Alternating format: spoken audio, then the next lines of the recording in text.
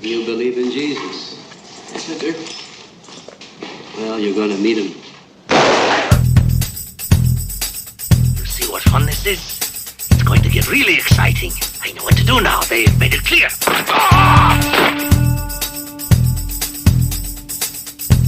You warriors are good. Real good. The best.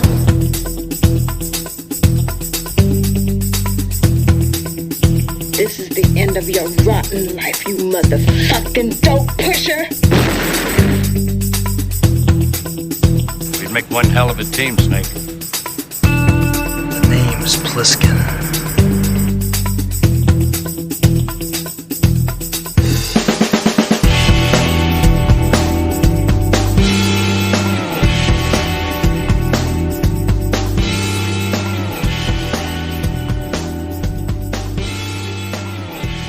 Hey, everybody, and welcome to 42nd Street Forever, the official podcast of Grindhouse Cinema Database. I'm Pete Roberts, and I'm very happy to welcome back journalist Gigi Graham to the podcast. Hi, Gigi. Hi, thanks so much for having me back. It's great to talk to you. Happy New Year. Happy New Year. Happy Deucember, everybody. We made it. Yeah, we made it through December, too. So for this episode, we thought we'd go through our top 5 favorite films from Deucember, which is our annual marathon of Grindhouse movies, and we'll kind of be taking turns. You know, I'll do one, then you'll do one, and go in it. Since you're the special guest, I thought you could start things off with your first pick.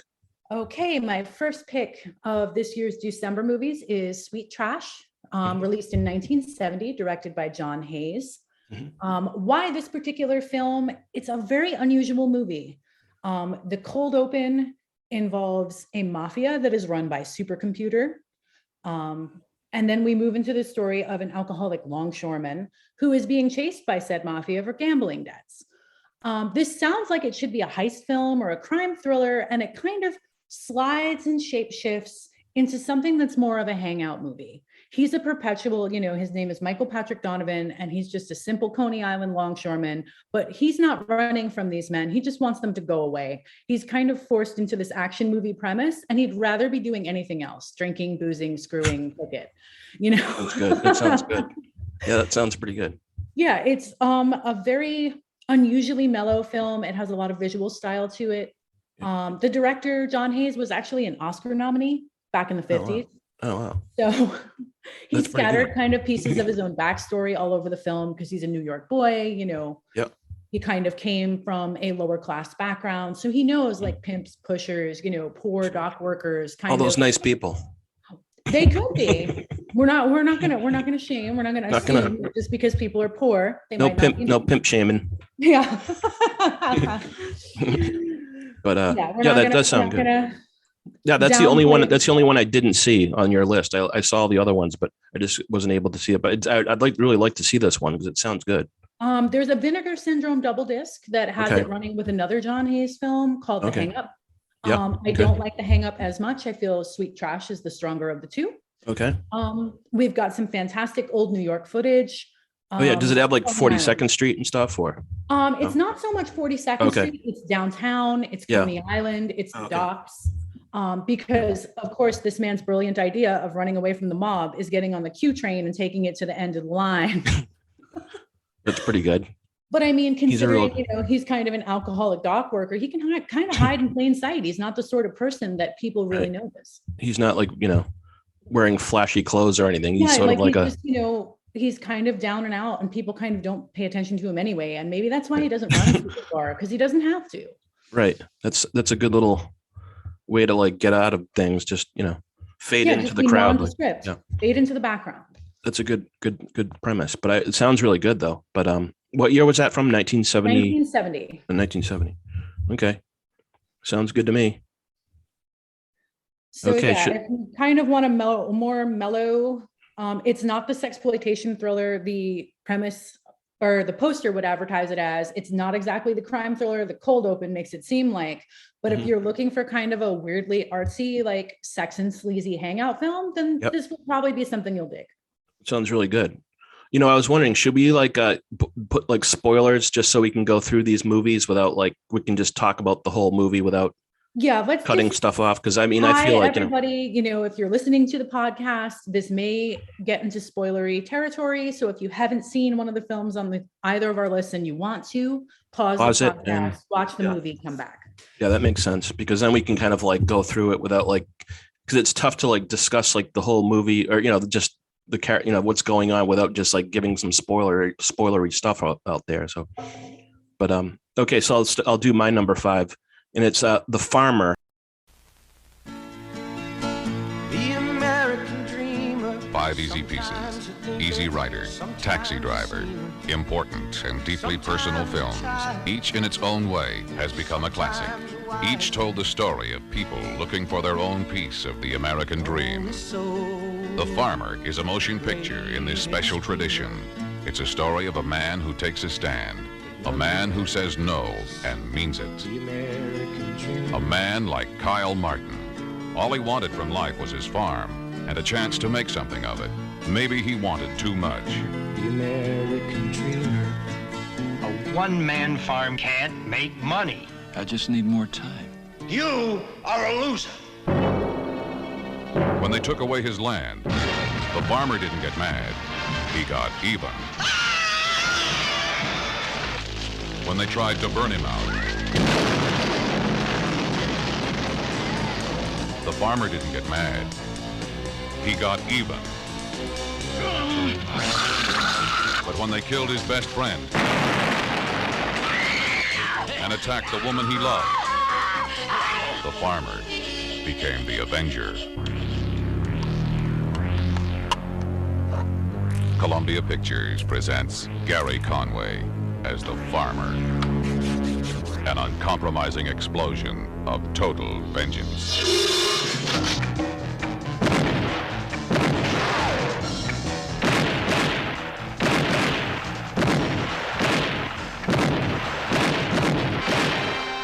The farmer.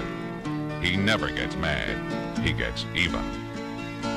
The American dreamer. Sometimes a thinker, sometimes a schemer, sometimes a child, The Farmer. sometimes a wise man, a lonely soul. From 1977, and it was directed by David Berlatsky. I don't think he's done anything too popular other than this one. I don't know. I don't think so anyways. I checked out his past, career, and I didn't really see anything. Maybe some like TV work or something. I don't know. But I've been wanting to see this movie for like 25 years.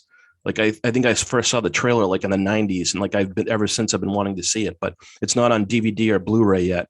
But I hear like a buzz that it might be coming out like next year or something like that. But in the copy I watched, it was on a really bad. It was like bad the shape. copy that's available is in Yeah, it looks like it was taped off of TV on Betamax, and that got damaged or something. And it was like I think it's like magnetic tape. Like I don't even think it's a VHS quality print. It's pretty rough. It is. It's really rough. So it's like that kind of like didn't help things. But I kind of like I watched the whole thing. Like I was able to see most of it, but the premise is it's set in 1946, like after World War II, and it stars Gary Conway as a veteran, and his name is Kyle Martin. And when we first meet him, he's on a train heading back home, and I think I think it's set in Georgia. I'm not exactly sure if that's the state it's in, but like where he's going to. But well, you can't exactly see the backgrounds in most. Yeah, of it's the tough shots. to see like where he is, but rural South. It's something like that in the rural South, right? But so he's going back home like after on the train, and he in like one of the first scenes, like he gets into a confrontation with a racist redneck that's giving a black soldier a hard time, and he's like referencing Shirley Temple and Bilbo Jangles Robinson or something like that. And then Kyle drops the best line of the film. He says, "You made 2 mistakes. 1, you got up this morning, and 2, you insulted Shirley Temple." And they like that a is huge the single best line of the movie. Yeah, I love that I line. have that written down in my notes. So I was like, I had to write that down just so I remembered exactly. Then they get into this huge fight, and Kyle gets booted right off the train. So it's like, he's like walking home through the fields and stuff. And that's like sort of how the movie starts. So it's like, that was a pretty cool start to the movie, and it started off with a bang. So, and then he walks home and then to his farm, and his old friend, faithful friend Gumshoe was waiting there. Gumshoe. I thought that was a funny name. Like, this like old, like, this old codger guy, Gumshoe. I don't know if if he's supposed to be a codger. I don't know if he's supposed to be super country. That's one of the things you couldn't really see because of the print. Yeah, I kind of thought it was just like he was just like a farmhand, kind of walking like stooped and hunched, like he was supposed to be older. I think he was just like I think he was like his farmhand from like, years before, like, before he left for the war or something. And he was just kind of like hanging around the place or something. I'm not exactly sure, but anyways, Kyle returns to the farm, and then like one night, like a guy crashes his car near the farm, and Kyle goes out and helps him. And it turns out this guy is like a crime guy, like a criminal guy from like the city. And he's like, and Kyle like saves his life. So they kind of like have like a little friendship, and Kyle, like, to pay him back, the gangster guy gives him some money. Like, I think he gives him like $1,500, and Kyle's trying to save his farm. So he uses that to pay for some of it, but then he finds out like he has to pay like $50,000 to actually save the whole farm. And then he's in trouble. And then there's this whole like other plot about Johnny O's, like, he's in trouble with these other gangsters. And one of the head gangster is played by George Mamoli. And if you know like the movie Mean Streets and Phantom of the Paradise, you'll know him from those movies. He plays like the head bad guy, and he's like out to get Johnny O for some bad bet that he didn't pay back or something. And so that's another part of the story. So then, like, Kyle gets hooked up into this like, this problem that Johnny O is having, and, everything kind of goes bad. And like, so then, he goes out to get revenge and that type of stuff. And it's just like this whole, but it's sort of reminded me of like Rolling Thunder and like those types of movies. Walking Tall. It has like sort of those types of, those types of the thing I find interesting about this is vigilantes and kind of lone wolf movies were very trendy at the time, because this came out in 77. Right, like Taxi Driver. It has it has a little bit of all that stuff in there, like a little bit of that. But this went with usually it's a Vietnam vet. They go with the contemporaneous. And I thought it was interesting that this was a period piece and it was set in World War II. Through the back half of the film, that becomes less apparent. They kind of forget about it. Like the characters are still in period costumes, but they're not necessarily making period references or speaking in ways that would make sense for, post. Right. Those people from like the 40s. Yeah. It doesn't seem so much 40s when you're watching it either. Yeah. The first sort of like half of it modern. is clearly meant to be, and then they kind of forget about it. Yeah, that's interesting. Yeah. But it does have like that type. It's like a Southern fried crime thrill, and it's sort of like, half like, rural, half in the city type stuff. And I just, well, that's like, kind of the classic conflict of a lot of like drive-in and exploitation is, these city interlopers in rural communities. Right. That's pretty cool. Yeah, that's what I really liked about it, though. And then also like maybe like movies like Exterminator, like it's sort of like that has like a sort of a similar story. Like, they come back from Vietnam. It's basically like you were saying, it's like sort of like the World War II is just sort of a substitute for Vietnam in a way. You know what I mean? It could easily just be a Vietnam movie. Like, I wish they had committed to the period. Yeah, make it more like because I thought it was super interesting and something very different from what everybody else was doing that was making these kinds of films at the time.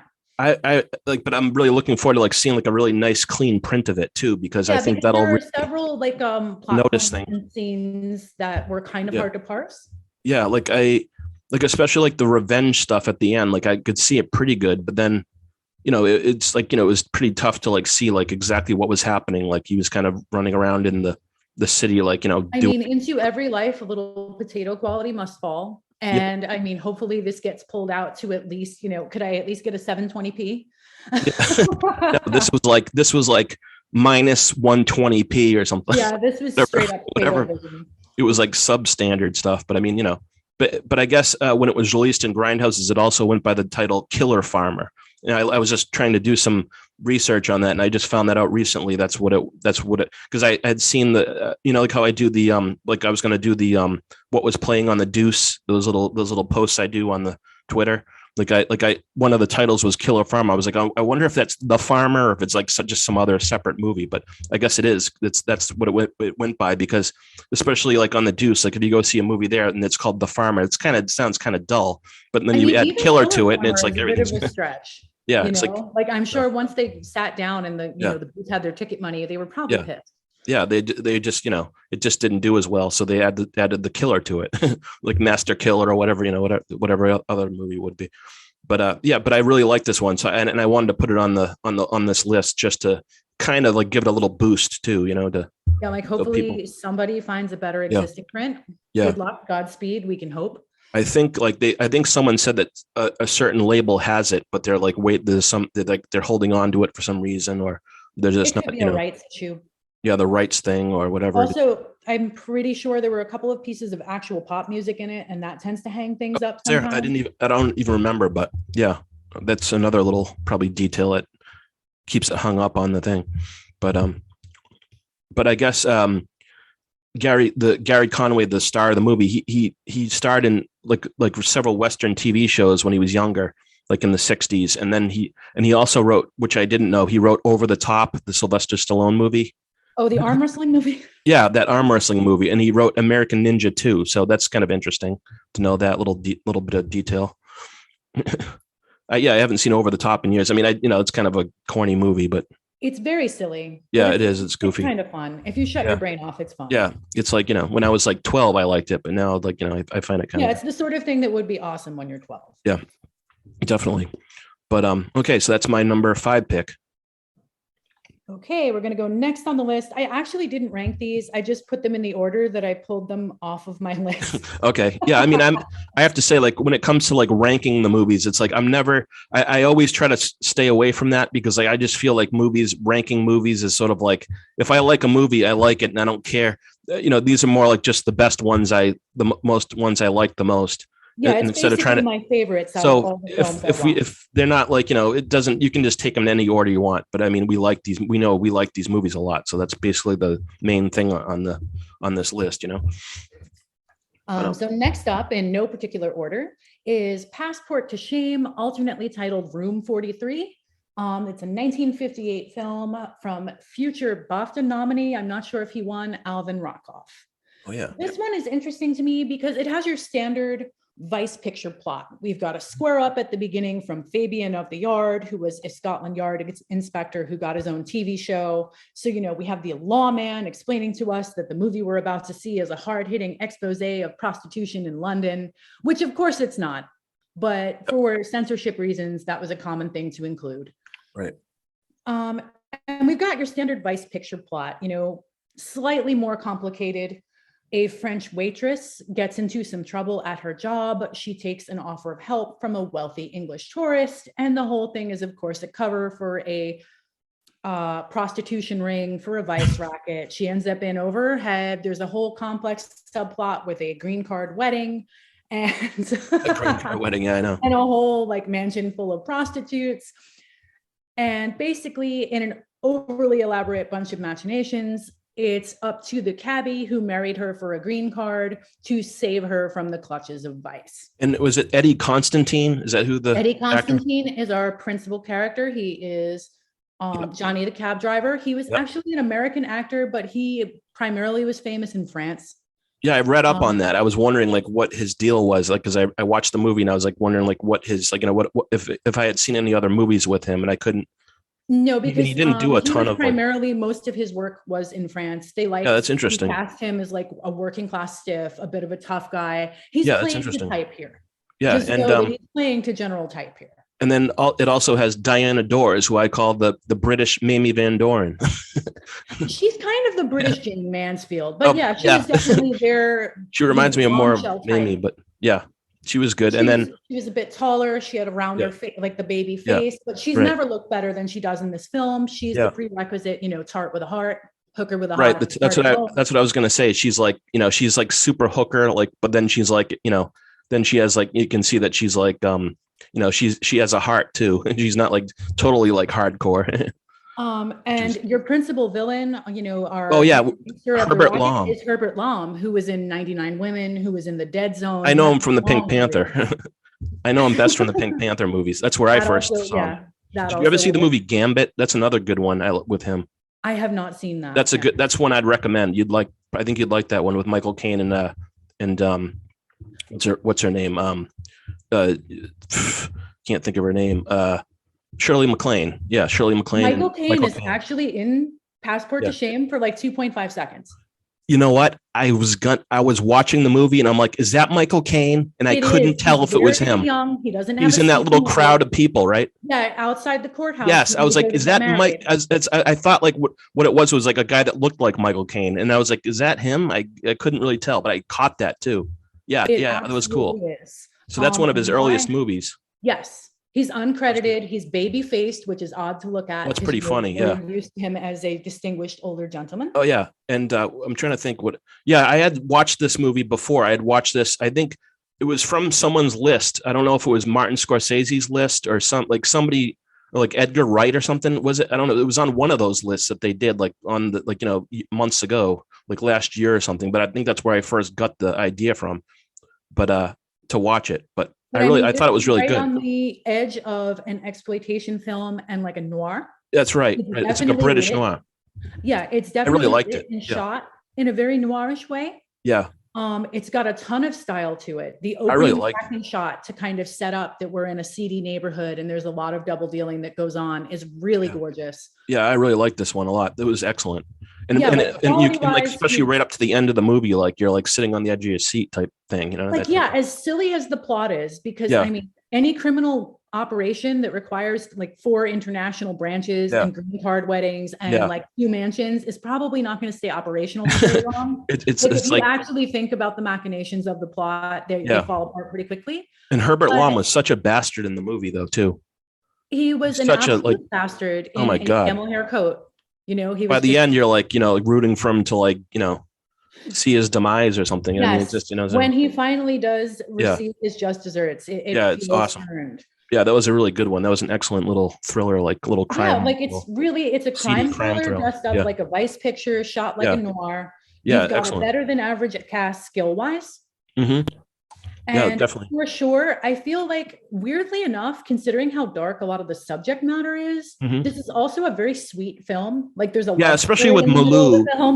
With Malou and I think our name was Malou, right? Malou and Malou. The French girl, and then they have those little parts where like they're in that little his cozy little apartment, like and stuff. Yeah, and like, they're like kind having of coffee, and it's actually very sweet. It was. That's what I thought too, and like it was sort of like a nice little departure from like all the seedy crime stuff that's going on. They have kind of like a little like break. They're kind of each other's little oasis of like sunshine in like a very. And you're hoping that like everything works out for them, and then all of a sudden like that of course that doesn't, like something goes wrong, and like yes, of course, first back into the required Herbert Lom won't let them get away so easy. It's not going to be that simple. But yeah, if you like noir, if you like Vice pictures, if you like kind of the older exploitation that maybe isn't as explicit but makes it isn't really is style, a little bit, but then you'll probably like this. Yep, I did really like that one. That was a good one. And I had watched it and like I didn't and then I rewatched it like for this, and I was like, I think I might have seen this before, and then I looked it up and I was like, oh yeah, I did see it, because I checked my Letterboxd list and I had it checked off, so like I knew I had seen it. So but I really liked that one. That was a good pick. So I'll go to my number 4, which is Walking the Edge from 1985, and it was directed by Norbert Meisel. Walking the Edge in a violent city. Dad! Run, Dad, run! A family torn apart. A woman needs to settle the score. If he was pushing drugs to young kids, maybe he deserved it. But Danny was my baby. My son. He was an easygoing man, a nice guy with unfulfilled dreams, who's been pushed too far. You pick up and deliver. Otherwise, keep your friggin' mouth shut. Is that clear? My friends don't talk to me that way. I think I'm tired of getting pushed around. A man and a woman, 2 strangers brought together by chance, held together by fate. They were one step ahead of sudden death.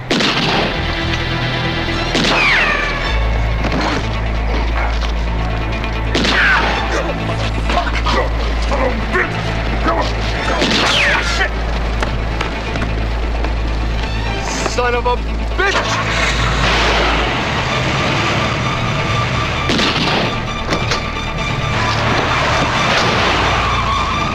This is big time bad business, man.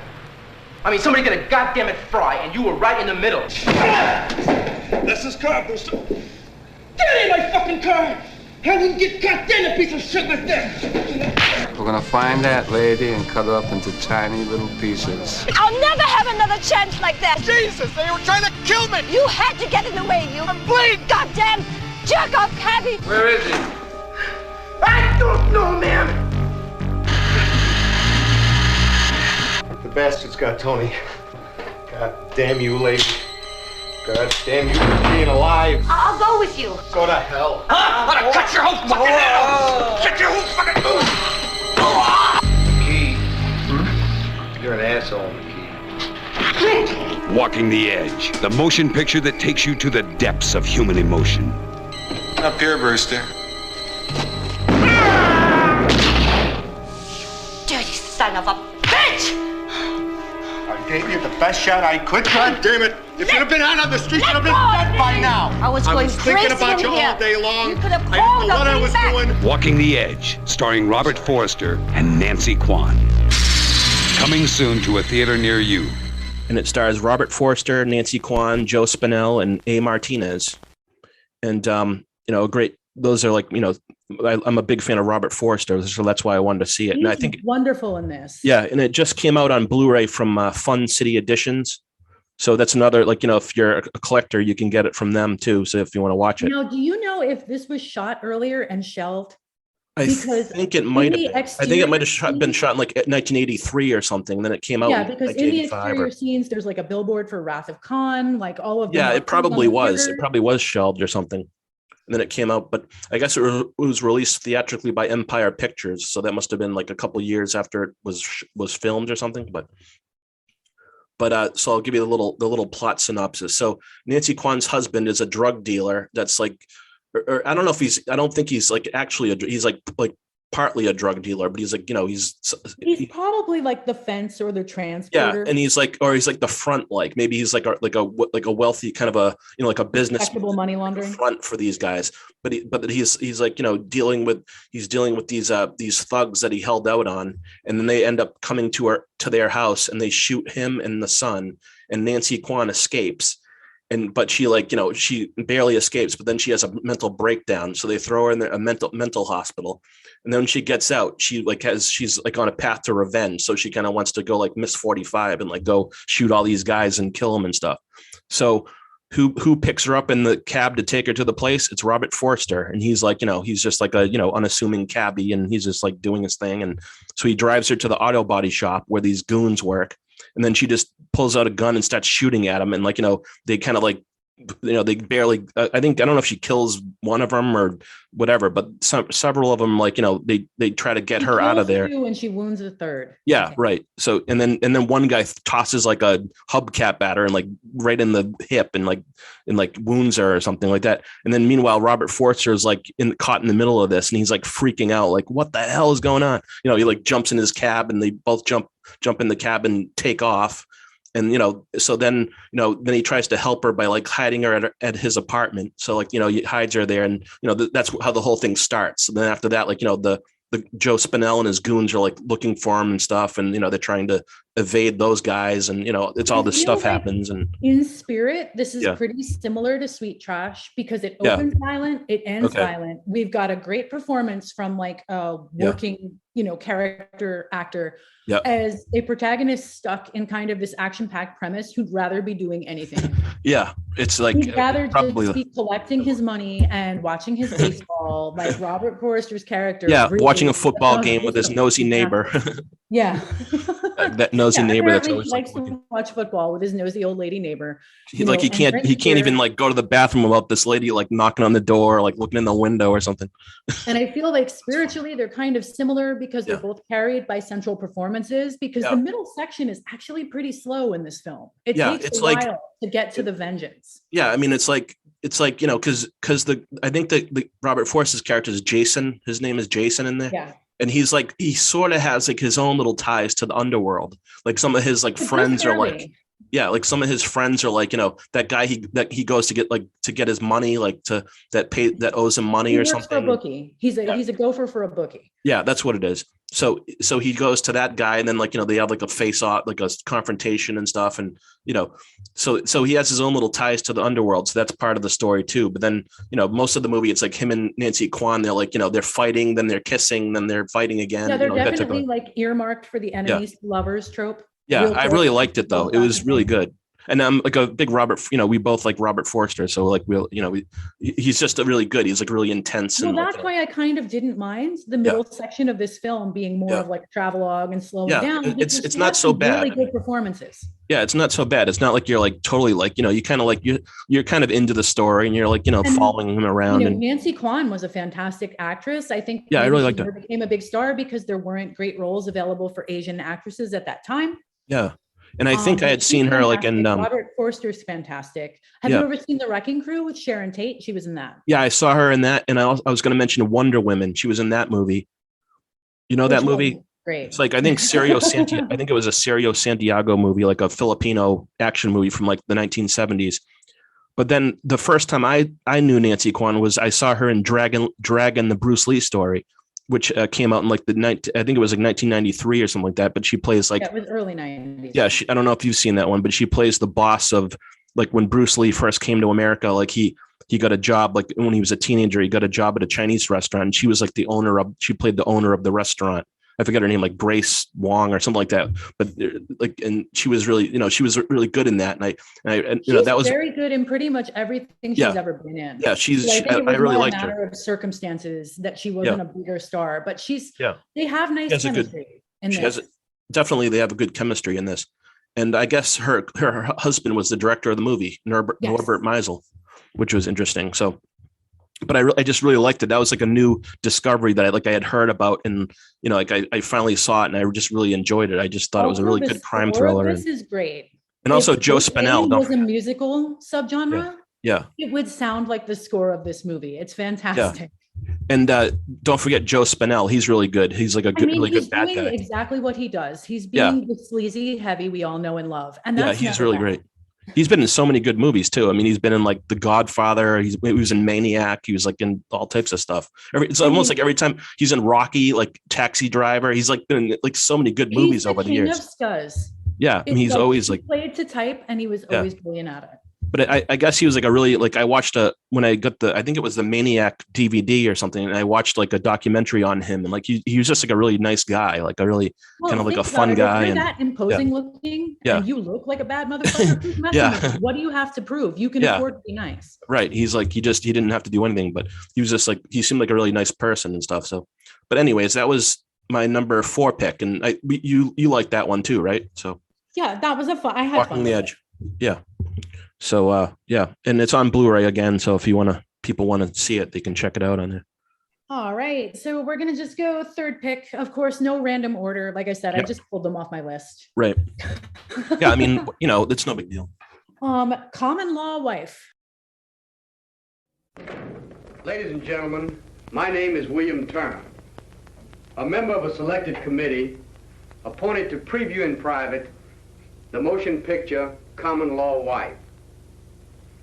And while we feel that a story of this sort must be told, out of deference to those of you who have young ones present, no scenes from the motion picture will be previewed. The story begins in a cheap motel room such as this. This is not the kind of place in which people like you or I would be found. However, the facts speak for themselves. Cheap whiskey.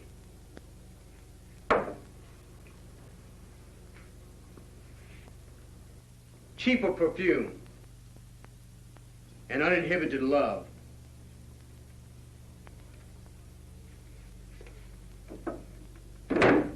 These are the conditions that lead men and women to a depraved climax.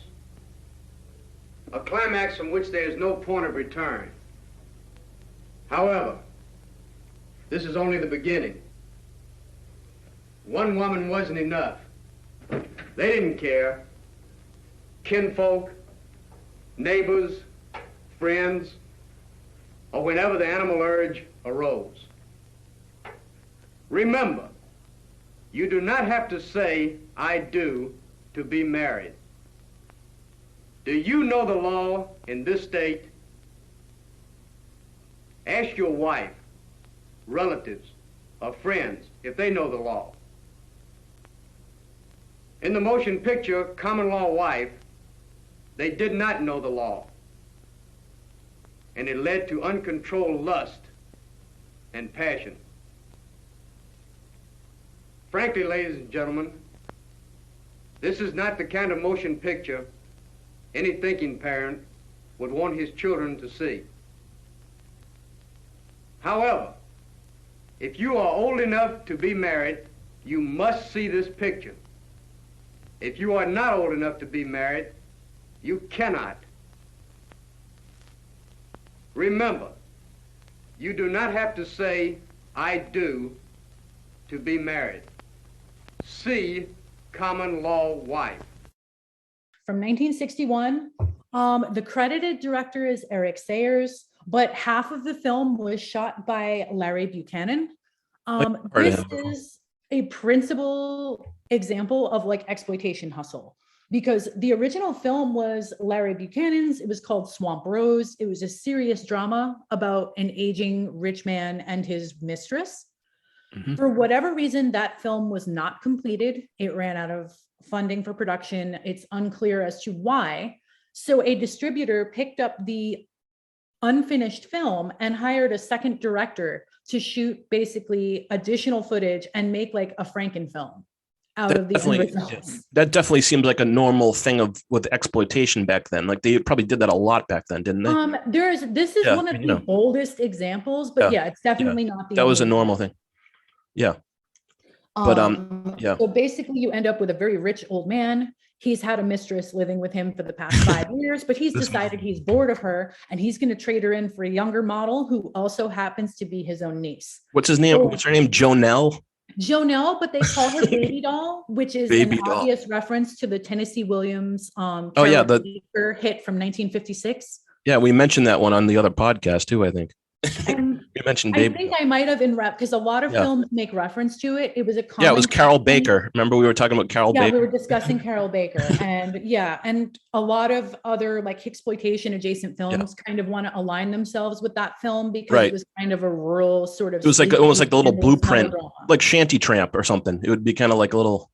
Well, Baby Doll was actually a very high, but like I said, it won Oscars. It did, and but like everybody kind of lined themselves up with making a sleazier version of that movie. You would often find references to Baby Doll. That's pretty cool, but I really like this one too, and also the start of the movie I thought was really crazy. The old guy, Uncle Shug, whatever his name is, Shugfoot. He's like the first thing you see him doing is throwing darts at his wife, which was like, what the hell? Yeah, and the two of them are bickering while he's what is the hell? Darts at her head. Throwing darts at her head, like while she's sitting in a chair. You're okay. This movie's going to be different. Dysfunction. Yeah, I was like, this movie's going to be weird after seeing that. And the thing that I kind of really like about this movie is it is a complete Frankenstein, but it's so bold about it that it I really like that makes though. It all work. I really like that aspect. Baby Doll is played by two different actresses. Yeah. It was? It was played by two different actresses? Jonelle, you're saying, was played by two different actresses? Baby Doll / Jonelle was played by two different actresses because in the original footage, it's Lacey Kelly from Doris Wishman's Nude on the Moon. Oh my God, I didn't know that one. You didn't even notice, right? Well, here's the thing. In the new footage that Eric Sayers shot, and you can tell the difference in the quality of the prints, you can tell the difference in the grain. Yeah. They just took another actress and acted like nothing happened. It was probably like they try to cover her face. Okay, so they gave her that wig or something. And they like made her like just strut around. But then they don't even bother to do that. Toward the back half of the film, they have her in full close up. Okay, so I didn't even notice that. So it worked because I didn't notice it. Yeah, and she's similar looking, but not the same. That's funny. But because they're so brazen, in like not even trying to hide it, it almost tricks your brain into thinking it's the same person. And also the movie, like I thought, like you were saying, like how it's sort of like a Frankenstein film. I thought they like did that on purpose. Like I thought, like, you know, like it was just like all over the place. It was just like, you know, No, it was so like together from completely. it was just like so like it was so like up and down and every way. Like, you know, one place, like, you know, they'd be running through the woods, then they'd be back at the apartment, like, you know, like all this like weird stuff. Like I didn't. It was just really. But it kept my like it. But it kept my attention though, the way like it was like edited together and stuff. I don't know. I just thought it was. And you've got all of your standard Hicksploitation tropes. You've got it does. You've got a dysfunctional family with like a heavy whiff of. You got the hillbilly out in the You got the hillbilly guy that comes in. Hillbilly. You've got the crooked sheriff. You've got the religious hypocrite. You've got the hot to trot, you know, wrong side of the tracks tramp. You've got all your basic beats. And you got the old guy that has money, like that they're, you know, they're trying to like wait for the money. You've got all your basic Hicksploitation tropes in this like overheated melodrama. Yeah. And what impressed me about this film was how engaging it was, considering it's patchwork together. Yeah, it was pretty engaging too. I was just like, you know, short, so it gets in and gets out before the effect starts to wear thin.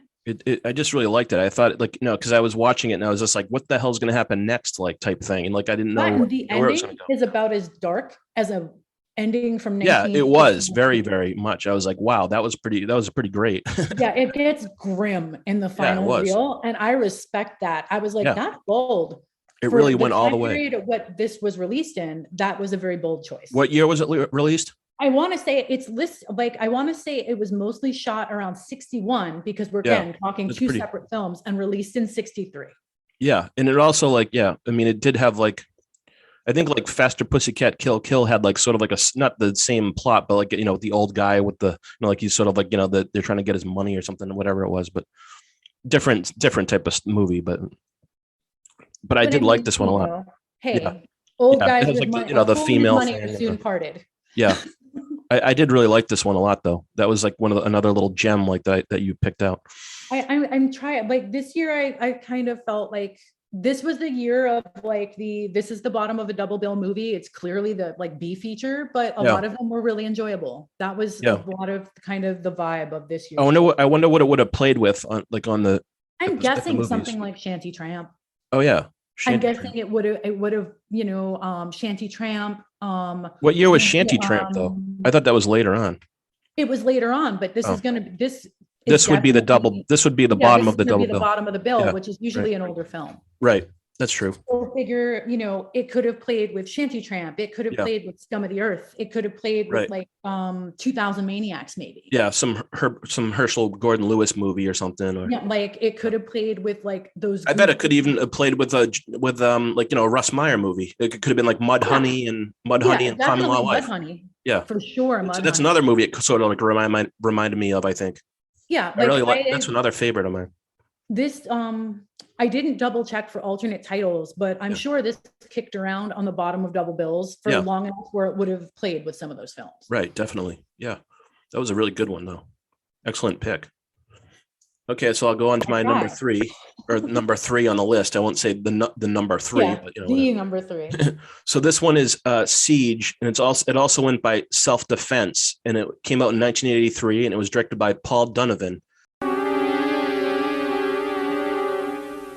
A police strike paralyzes an entire city and unleashes a violent new order.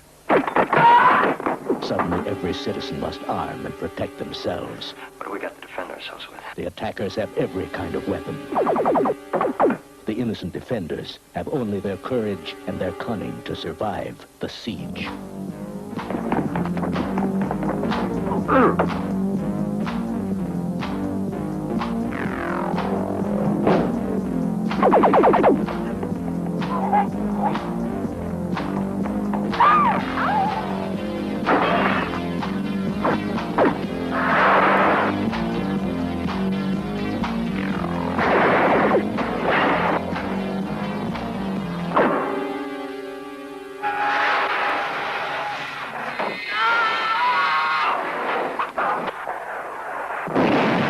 Siege. Today, their city. Tomorrow, yours.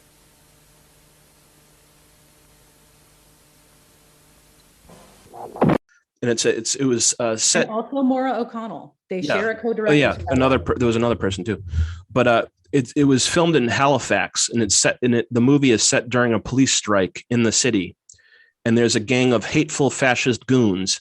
They're basically Nova Scotia's version of the Proud Boys, and they call themselves the New Order. And they're like, the movie starts and they decide to go to like a gay bar and attack like, the patrons at the bar and like, terrorize the place.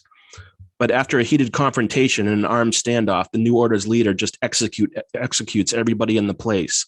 But one of the guys manages to get free, and the thugs chase him, and he barely escapes. And he ends up at an apartment building where the residents save him. And then these people are just unassuming average Joes, and the New Order thugs try to convince them that he's an escaped mental patient, and they're going to take him back to the hospital. But they're like, we know that that's bullshit.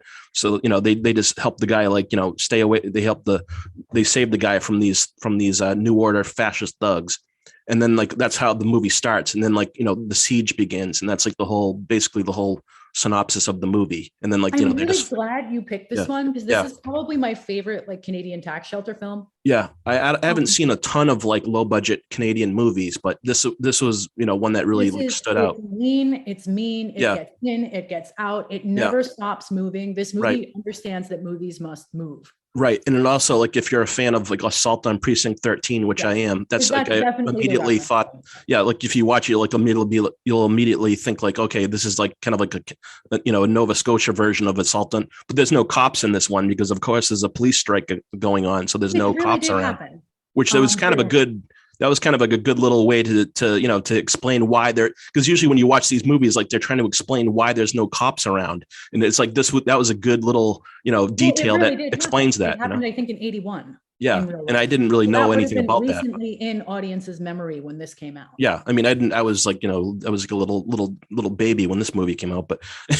little kid when this came out. But but I just thought it was awesome. And and it's I just got caught up in the story, and I didn't really expect to like it this much. And then one thing I really liked about it was the drama, and the action never stops. Like you were saying, it's it's really well paced, and there's always something going on. And the average people in the apartment use all their wits and courage to hold off the attackers. And it even has those A-Team style homemade weapons and booby traps that they set up and that type of stuff. Almost a dark-sided Home Alone with it's sort of that type of thing that they get with their traps and their weapons. Right.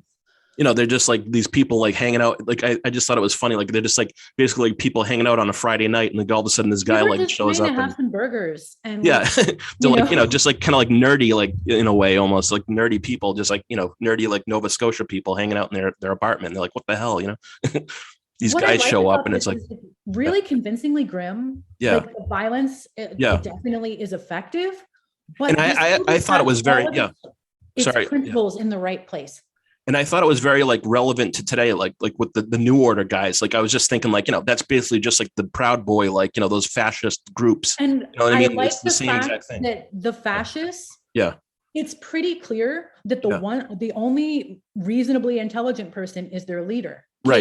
Cade, and right. The rest of them are just dumbasses playing for power. Yeah, they're just dumbasses. The main guy want something to belong to, and they want something to feel better than. And they're really pissed off. Dumbass, angry, sad little men.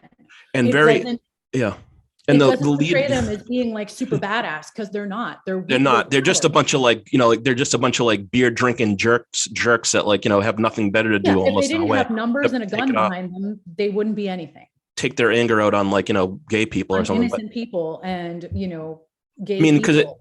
Because the main guy, Goose, the main guy that we first meet him at his house, and the first thing we see him do is his wife gives him a little watch the Severin DVD cut, because I didn't that scene is not in the theatrical cut. The scene where he's his wife is a she does pottery and stuff. He basically just he demolishes everything she's made, and just destroys the whole room. And he's it just shows you the type of person he is. He just doesn't give, he's just such a cruel person, and just a jerk, his wife hates him, but so he's she's I made you this sandwich. She's I made you a sandwich, and he's is this margarine on this? He digs it and throws it away. if you watch just thought it the was funny. theatrical cut, that Yeah. opening It's not scene there. with the additional exposition isn't Yeah. there, but Okay. it's very clearly implied who's in Yeah. the right and who's in the wrong here. Right. It's Yeah, not hard to definitely. I mean, figure out. but all these people, all like the gay people, they're just like, it's just They're just the way having they do drinks it. at a bar. Yeah, they're just hanging out in a bar. So it's like, we know like those types of people. We know like we've seen it like in our own country, so we know exactly what it is. Seen this play out in real Yeah. time. So And- that was awesome. But yeah, and but I guess Canucksploitation.com calls it an unheralded landmark of Canadian B film. So it's I a would good little agree with rating. that. From Yeah. what I've seen of tax shelter cinema and Yeah. Canadian, What would kind be of- another? Have you seen like what would be another one that you like? Well, all of the early Cronenberg films are technically. Oh yeah, tax yeah, shelter films. Shivers and Rabid Yeah. and all those. Yeah, I like those too. Those are certainly important. Yeah, those were really good too. Out of what I've seen, and I always Murder by Phone, which is very corny, by but I Phone. always have loved it because I don't know if I've seen that. Murder by Phone. The alternate title is Bells. But Canucksploitation has a lot of really cool little films in it, but this is probably my favorite. I would definitely agree with their assessment that this is That's like good. a landmark. I didn't know that. I didn't even know you were a fan of this one, but I just saw it like recently and I was like, wow, this is awesome. Especially, you know what I mean? Because I was saying like Assault on Precinct 13. Like I just thought like it was like a nice kind of like a different version of that. Also, I love how even the survivalist in this one like isn't some weird right winger. He knows that the fascists need to die. Their neighbor, Chester. Oh he yeah. hops through the medicine cabinet because I love, that's another thing I was going to mention. I like how they have the little connecting, like they have these connecting apartments. That's a real thing in tenement buildings. Yeah, it that was also pretty- plays a part in the original Candyman and the case that inspired Candyman, because that's a real thing in certain project buildings and tenement buildings. I didn't even know they had that. I thought that was just like a little freak, like little thing that they did for the movie. or something. No, in certain project buildings and tenement buildings, there are actually throughways in the medicine. That is awesome. And then they have the little connecting, like, well, they're not connecting, but they have the little skylight things, the little skylight, the little skylight holes. thing seemed to me as a bit plot convenient, but whatever. It doesn't matter. That was kind of neat too. But I just like that little detail. But this is, it's just a really good like thriller if you like those types of action thrillers. Some of the sound effects are a little goofy. Yeah. Like some of the gun sound effects sound too much like lasers. Oh yeah. And obviously with all of the traps and kills and action, there's not a ton of room for character development, but they keep it simple. They keep it fast. They keep it moving. And like I said, for a film that's this grim, it has all its ideology in the right place. And I do like the wrongs to the right people. And I do really like the payoff with the gay guy, whatever his name was, Danielle, I think his name was. But there's a good payoff with him. So you have to watch the movie and you'll see like what I mean. It's kind of a good little ending like with him. Well, he gets a good ending. The overall ending is a very dark one. Yeah, that's true. That's true. Yeah. But then the ending of the movie is I actually really like the ending of the movie too, the way they did it. That was like a good little sting at the end, And the directors have gone on record saying they weren't trying to be political. I don't know that I buy that. Yeah, I don't know. I mean, it's you have to have some side. You're taking some side with that story. I mean, you can't be like, oh yeah, we're not political at all about this. Well, I mean, Romero used to claim the same thing. So we're just going to side eye. I don't know if I buy that so much. I don't think so. Not with Night of the Living Dead. With the last guy is, the lead guy is a black man, and it's like, But anyways. Yeah, so that was shot in 14 days. That's pretty amazing. I mean, for the budget, for the price point, for what it is, they did a good job with fantastic little film. So, theatrical cut or the extended cut, you can't go wrong either way. Yeah, and it's on Blu-ray from Severin, is it? Yeah, Severin. Okay, cool. Yeah, that's definitely one. I'm trying not to like get into like recommending movies. Like I like to just like so that kind of like leaves me out of like I bought this movie and it sucks and you suck too. Like it leaves me out of that thing. I just want to say what I like, and if you like it, if you watch it and you like it, that's cool. If you don't, then whatever. If you watch these movies and you don't like them, feel free to at me. I won't care, but you can get into like a big like Twitter war over it. Well, no, because like I'm just making recommendations. I hope people enjoy them, but if you don't, like, don't at me. Don't. And we all have our taste. I And mean, like if you watch Common Law Wife, like I'm into those types of movies. So like I watched that and I knew exactly like why you liked it, but someone else that's not into exploitation movies. I mean, obviously all of this, I'm trying to, Yeah. if you like this sort of thing, Right. you might also like this. Obviously, that's true. I'm not the arbiter of all movie taste in the world. So Right. take what you will from it. Your mileage may vary, Yeah. and stop being so terminally joyless. Exactly. Okay. So what are we on to? Your number 2, I think. Yes, correct. Okay. Number 2. All right. And I we're can going count. back across to the other side of the pond with 1959's CoverGirl Killer.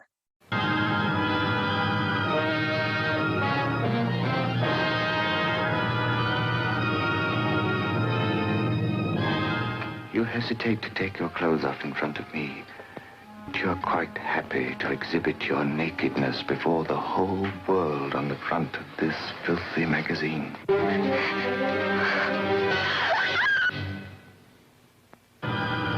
Behind the scenes of the backstage jungle, the shocking story of the girls who pay the ultimate price for a ticket to fame and fortune, whose appearance on the cover of a notorious magazine marks them for violent death. Who is this monster? A modern-day Jack the Ripper, obsessed beyond desire by the image of woman, driven to commit crimes more shocking than the screen has ever shown. That costume, put it on. You must, Miss Rawson. You must. It's important that everybody should see exactly why you had to die.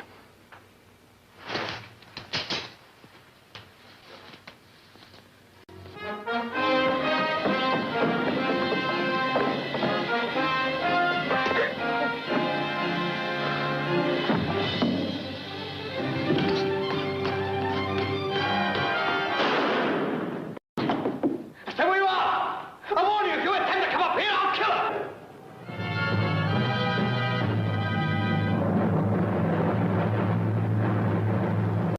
CoverGirl. Yeah, this was good too. I like this one too. This is so simple. This Yep. is such a simple little B picture. Okay, we've got a trashy, like, It was pinup very magazine. simple. Yeah. It's called Wow, and it's a magazine for people who can't read. Wow. Because it's mostly pictures of pretty girls. Yep. And the centerfolds keep turning up dead. Mm-hmm. So obviously there is a killer stalking the streets of Soho and stalking the cover girls of this magazine. And it is up to a journalist from the magazine and the local police to try and figure out who it is. Mhm. Very simple plot. This is absolutely, you're not going to be super shocked by anything that happens. I'm not saying this is a wildly original film. But Right. what is enjoyable about it is that it's very dryly funny.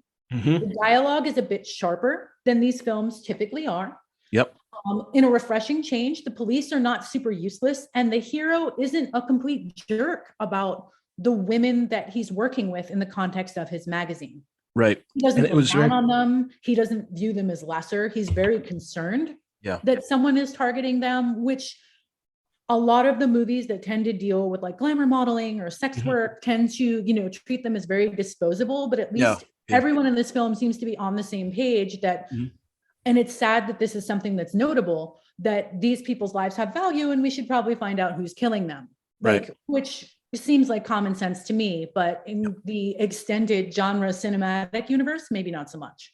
And I was really impressed by the efficiency of the acting and direction. That it was just like, and it's I think it was only 60 minutes long, right? Yeah, it's like a little over an hour. It's like really like, it's 55 minutes. pretty quick. But I was also thinking it could be like a stage play or something. Like you can almost do it like in, You almost like could that, didn't have, you would need Yeah. like maybe 2 sets. It Yeah. was close. And sometimes the police sequences are a little talky. yeah. And they, Obviously by plot necessity. Yeah. I just want to point out that our central big bad Yeah. is played by a comedian named, oh, he's a comedian? That guy was a comedian? yeah, he's actually famous as a comedian, Harry H. Corbett. I believe the show was called Steptoe and Son. Oh yeah, Steptoe. I've heard of that. Steptoe and And Son. he's clearly having a great time Yeah. playing a villain. And he's he sort of like a actually Jack the gives a Ripper little type bit of guy. a performance. Yeah, he's like Jack the Ripper or like something like that, or Peeping Honestly, the Tom. closest analog, if you've ever seen The Playbirds from 1978, They almost have the exact same. It stole the plot from this and made it nastier and sleeper. Yeah, I haven't seen that one, but like with the movies that I've seen that remind me of was like Peeping Tom or those types of movies. Like, well, it's not quite that clever. Not as clever as that, but it's almost like a real Peeping Tom is a classic. Very basic version of like there's no like camera in it or anything like that. An enjoyable get in and out in 60 minutes. Little B picture. I also thought it was very funny that this is again someone who hides in plain sight. And then his disguise, that was like the worst. Basically, just to look like a gross middle-aged raincoater. Worst disguise ever. I don't know. Yeah, but the thing is, in a vice district, if you look like a generic gross raincoater that just wants to leer at pretty girls, a raincoater, a raincoater. That's funny. Like, if you look like you're heading to the adult theater or the peep booth, with no one cares. No one cares who that guy is. Yeah, nobody. Everybody ignores the pervert guy. Everybody ignores the perverted looking guy. Well, if you're in an area that's catering to that's true. Salacious interests, there's that guy every 5 minutes. But he looked so like creepy. He had like the bad wig, the Coke bottle glasses. He just like didn't look good. He looked like really weird. The fact that some of the models took him seriously as like a movie producer. Yeah, that was really weird. One of them, he's like a musician. Because he was creeping me out, and I'm not like I wasn't even. Yeah, he definitely is very, very creepy. Yeah, that was. This is such an enjoyable little B picture. Yeah, this is the sort of thing that makes those 50 movie like public domain sets kind of worth it. It flies by. It was like a really quick movie. Yeah, it's cheap, it's cheerful, it gets in, it gets out, it has a little fun, and we're done. Right. It was good. I liked it. Okay, so I'll go on to my number 2 pick. And that was one that someone on the Deucember, the Deucember, they recommended this one to me. And it's funny because I've seen like a lot of blaxploitation films, but this was the one, like one of the very few that I hadn't seen yet. So I wanted to check that out. And it's Gordon's War from 1973, and it was directed by Ossie Davis. It's war, baby. It's Gordon's War. The battlefield is Harlem. The enemy is junk. The general is a cat named Gordon. Hey! I give the orders. He spent 4 years in the NAM, fighting someone else's battle. Now he's back to fight his own. He's got a 4-man army and a foolproof plan. As you can see, we're well prepared. Step 1, infiltrate enemy territory. You big pig? What do you want? Step 2, cut the supply line. Gentlemen, we have a problem. Our largest New York franchise is having distribution difficulties. Step 3, harass the hostiles.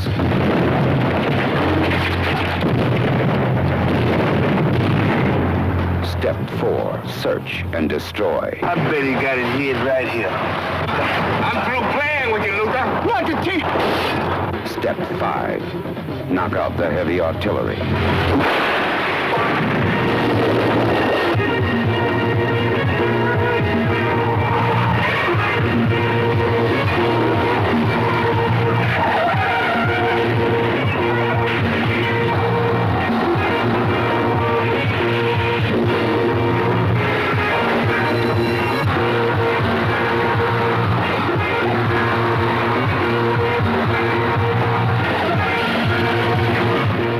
It would take an army to get dope out of Harlem. This is an army, and this is Gordon's War. And Ossie Davis had directed Cotton Comes to Harlem, and that's sort of like a proto and blaxploitation. He had an amazing career as a performer. Like he's a legend.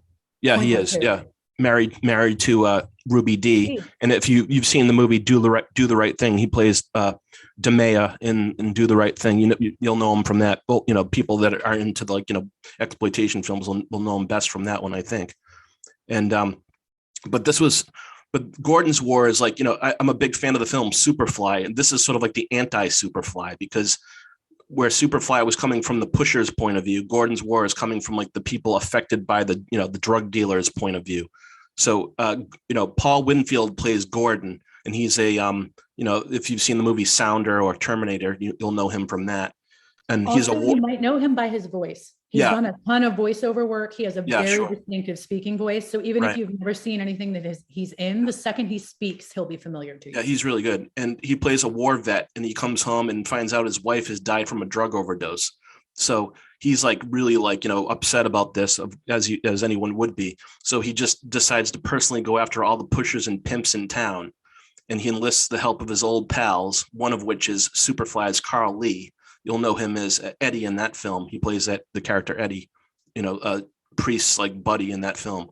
And then you'll also see Superfly's Charles McGregor. We talked about Charles McGregor before, from The Baron. Yes, remember? he And had because he was in The Baron. He's the yeah, main so he antagonist in The plays one Baron. of like, you know, he plays like a criminal in this film that like, you know, he's a pusher on a subway platform. one of the guys they go after. So basically that's the plot of the film is Gordon and his buddies, like they just like set up like a headquarters in this like abandoned building, slummy building, and they just go after all the pushers and pimps and stuff.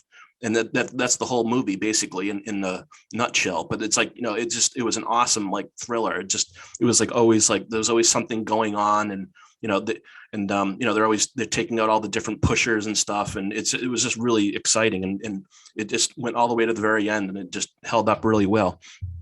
And you know, of course, I really like, you know, loved the use of color and costuming, and kind of this movie obviously didn't have a lot of budget. No, but I don't there's think a so. lot of interesting compositions, like especially in terms of the costuming of like the pimps and the pushers. Yeah, it has a great kind of soundtrack grim, too. Yeah, the grimy. great soundtrack. Also the opening credits sequence where you have the topless women cutting the cocaine under a black light. Oh yeah, that was awesome. Yeah, that was a really cool. Yeah, there's a lot of nice little like visually interesting touches that are really interesting to look at for the price point. Yep, definitely. Obviously, because you have an actor director at the helm, the performances are universally very good. I feel like they're better than they have any right to be for something that, you know, generally wasn't given as much character development. Right. Yeah, true. It also has some really cool grace notes about he just came home from a war, right? You know, a literal war, only to face another war of what people are doing to his neighborhood.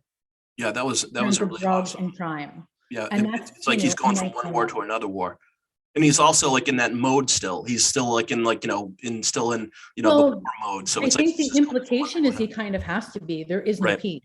Right. And also, like, you know, of course, having his wife die, that just like triggers his, like, you know, he's like, okay, let's set up the thing. Let's go after them ourselves, because we know that, you know, the police aren't going to do it. You know, the authorities and the police, and they're not looking out for us. They're not trying to save our kids. You know, they're not trying to get the drugs out of our neighborhood. Right. We have to do it ourselves. And also, it's really like this type of movie is really like the epitome of the classic blaxploitation film, because the man, as we know, is, you know, it's always like rich white people, and the villains in this are actually the, you know, the rich white businessmen who are supplying all the drugs to the pushers. So it's there like, there you seems go. to be an implication they might be mafia. Yeah, well, whatever. I thought they were like like just like, you know, like the front where they're rich white business. They're subcontracting to like various neighborhood people, but the implication is probably that the dudes in the boardroom might have more than a few Italian connections. Yeah, they probably do. I mean, they're all like hooked into all that stuff, but anyways, we know they're like the rich white guys, as opposed it's like not the you know, the lower class black people who are doing it, that are in charge of it. They're just like, you know, the second. They're pawns in a larger game that they're, you know, heads. The crime lords win, tails the neighborhood loses. It just shows you the levels of, you know, how everything works, and so I mean, it was just awesome. That was an awesome film. A lot of especially blaxploitation films have those kind of war room, like talking it out scenes. Yeah. This is one of the greatest examples of that there is. Like, this is definitely probably the reference point for a similar scene in Black Dynamite, if you've ever watched that. Oh yeah, Black Dynamite. Yeah, I probably noticed that. It's delightful. It's a delightful homage to, like, you know, exploitation movies. Yeah, those. Yeah, but this is such a fun. fantastic war room scene. Like, they've got the push pins, they've got the maps, they've got the ambiguously blinking machinery. It's fantastic, and you have a better than average cast of actors to kind of make what is objectively a little silly work. Yeah, it definitely was. It definitely held up, though. I mean, I was like, I didn't know if it was gonna, you know, go all the way to the end, and like, but the whole thing, it was just really, it was really an exciting film all the way through. So that was a good little surprise that I just. I do wonder if there was a little bit of producer meddling, though. I don't know. Because there's some very nice character work in the first half of the film, and you can tell that they're trying to make these analogs and these grace notes of like a war overseas versus a war at home versus the blight of urban neighborhoods. And then through the back half, that kind of gets pushed aside. So I wonder if like a producer or a distributor, we need more action. No, we need more stunt. Yeah, we need more action here and forget about the character development. Yeah, stop trying to be serious, goddammit. We need more explosions. And there was a good, like, awesome, like, car chase through there and then stuff like that. There is it's like up and around like the West Side Highway, I think. Yeah, that was mint. Yeah. That was really cool.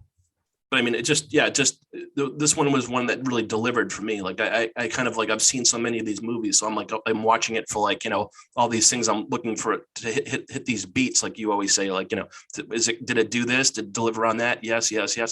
Where is the narrative payoff? Where is the, I mean, I just like, and it's not really like the story is like super complicated or anything. It's just, he's basically doing it for his wife. Like, like his wife that died, like, he's just trying to get back at and for more than just her, for like, the neighborhood and stuff. For all of the wives and all of the kids and all the kids and everything.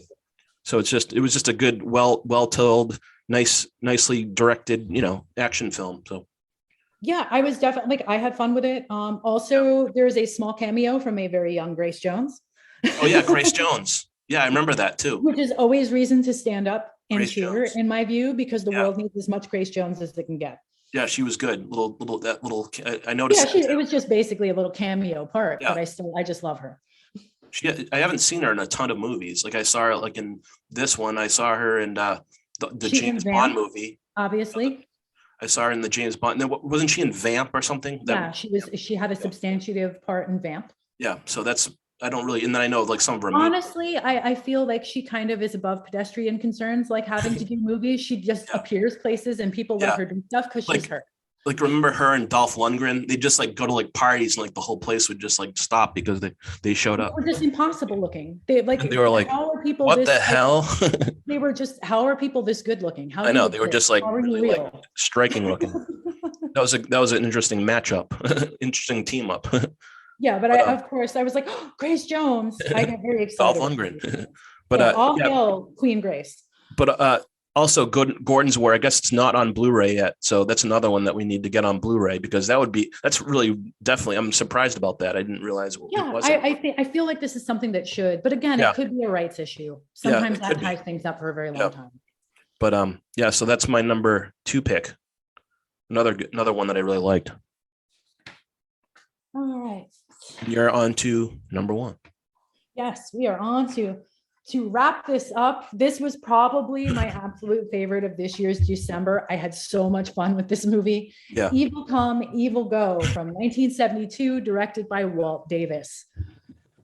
I don't know necessarily how to characterize this movie, but you have Cleo O'Hara as Sister Sarah Jane Butler, a deranged evangelist who wants to rid the world of pleasurable sex and horny men and filth and disgustingness. And she's willing to do it, via street preaching or via the edge of a switchblade, whichever works. God, this movie was funny. So funny. Street preaching or hacking up men. Yes. Either one. It is a softcore film. It is a proto slasher. It is honestly, because the character is so over the top, she's like this exaggerated Southern belle who dresses like, an extra and whatever happened to Baby Jane, who has funny stuff. This axe to grind against men. It's implied that maybe like a man left her. Yeah, something happened to her. And she's turned it into, I have a mission from God.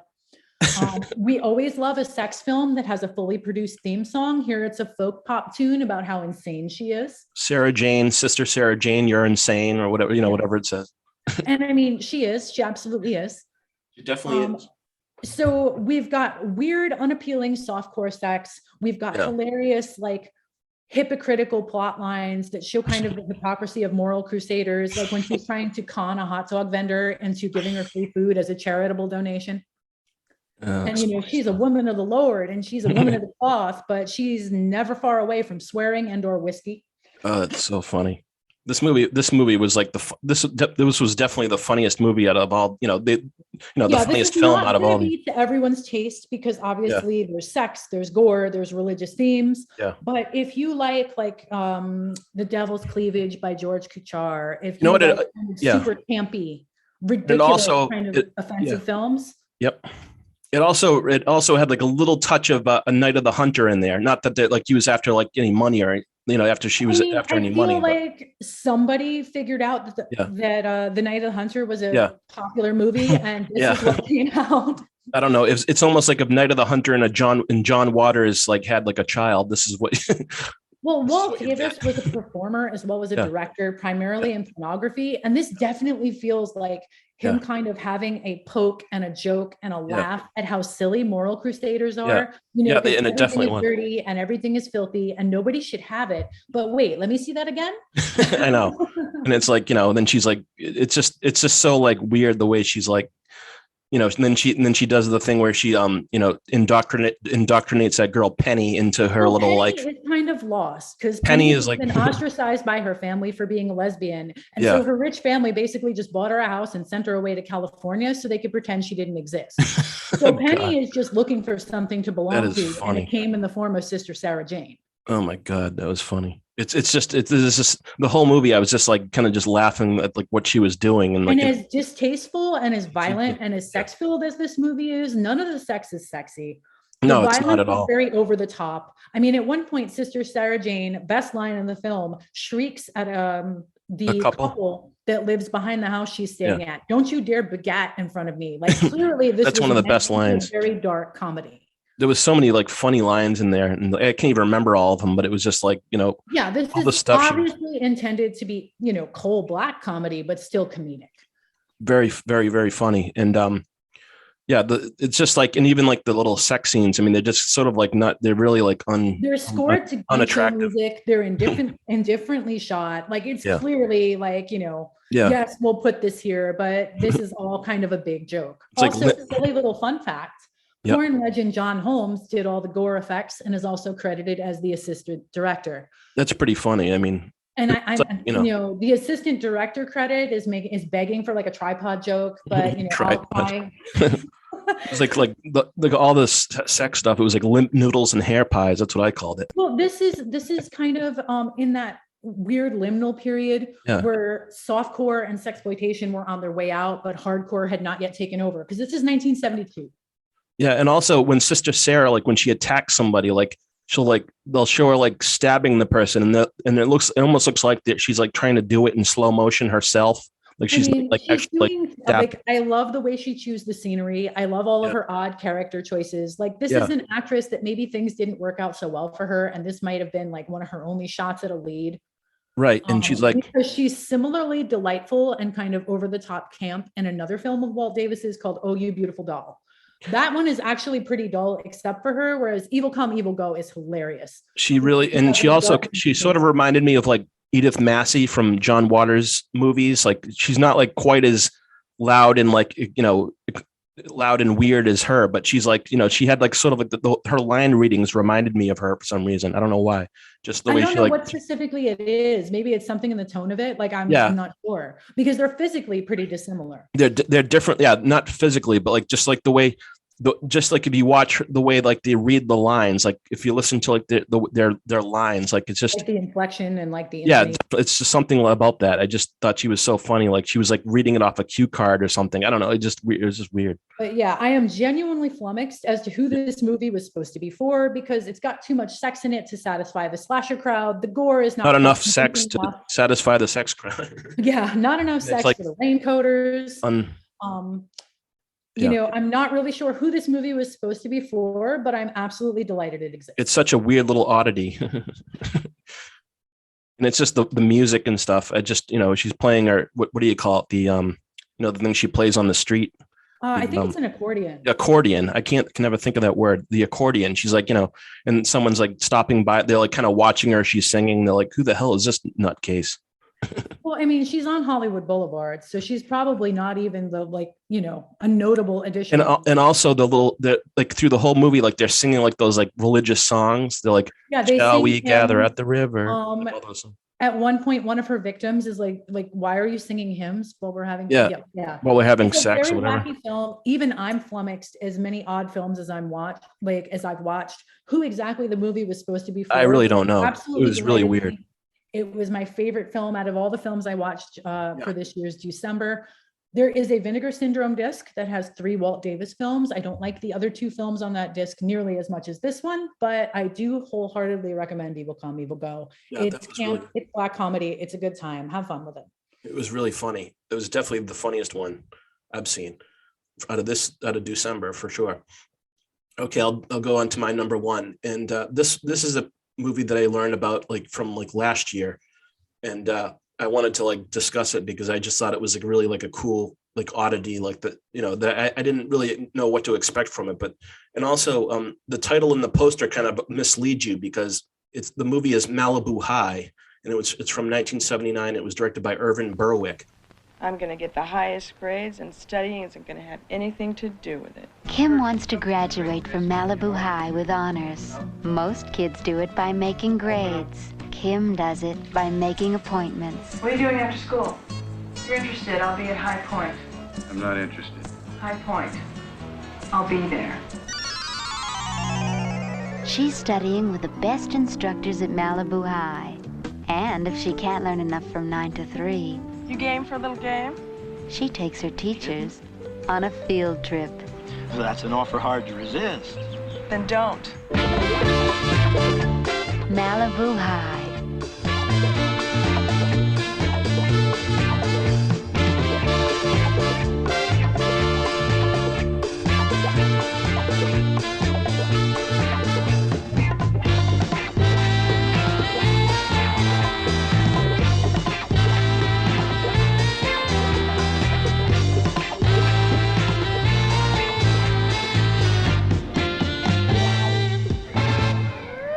Malibu High, where the most important subject is physical education. How are you, Miss Beckley? The best, sir. I need extra help, Mr. Mooney. I mean personal help. Couldn't we get together after school? From history to physics. The next report cards are about to come out. I want you to know what grade I expect. About your grades, Miss Beckley. Truly remarkable. From botany to driver's ed. What grade do you expect? An A. All A's in all of your classes except Miss Damon's English class? This is the story of a schoolgirl named Kim. I don't understand. You never seem to study anymore. Relax, Mr. Elmhurst. Enjoy the view. Who was the best in her class. Malibu High. And you have to respect the exploitation hustle because the title and the poster have nothing to do with the actual film. It's it's so misleading because it looks seems like like it it's should be a teen comedy. it looks like it's going to be like a lighthearted high school teen sex comedy romp, and then you start watching and you're like, wait a second, what is going on here? But it's like kind of like a cool genre mixer type thing where it's it's a little bit of this, a little bit of that. But the impression that I got was like a youth scare film from hell. Yeah, After it school is special made by a pornographer. But I mean, it's like I just love how it says you think it's going to be one thing, then it does. It goes in the opposite direction, But the girl that stars as Kim, Jill Lansing, she never did another movie after this. So it's this is her sole credit, for her film career. So it was pretty crazy. But she's really seductive, and then she's kind of bitchy too, which is it's just she's really interesting, this actress.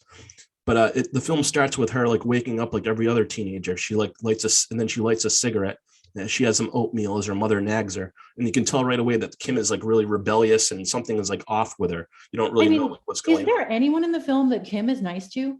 No, I mean she's nice to the people, I guess she's nice to the guys that she sleeps with and stuff like that. But it's just she has through the whole film. She's such a snarling little brat. She has such an attitude, the biggest attitude. So then she goes to school. We see her daily routine. She goes to school. She's flunking every class. Her boyfriend's dumped her for another girl. She's basically sick of her life. And then she's totally losing across the board.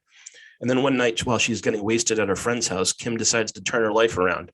but she's not going to study harder, be kinder to others. She's going to get better grades by sleeping with the teachers and become a prostitute.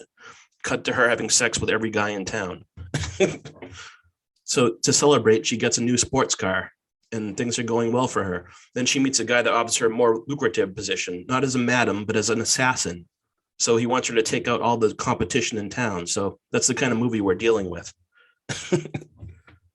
It goes from Malibu High to La Femme Nikita.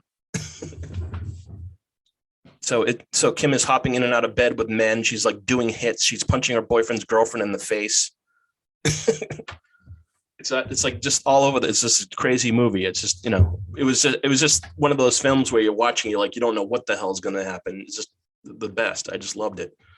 It was, and this girl Kim, she's just she's kind of like a magnetic character. I don't know. I just thought I liked her style a lot. I mean, I never thought I would say this, but this movie by association made me appreciate Hitchhike to Hell more. Yeah. The same director. I don't think I've seen, was it by the same guy? Yeah. Oh, really? Okay. I didn't see that one. Yeah. The last, the movie he made after Malibu High was called Hitchhike to Hell. It was after Malibu High? Okay. I didn't know that.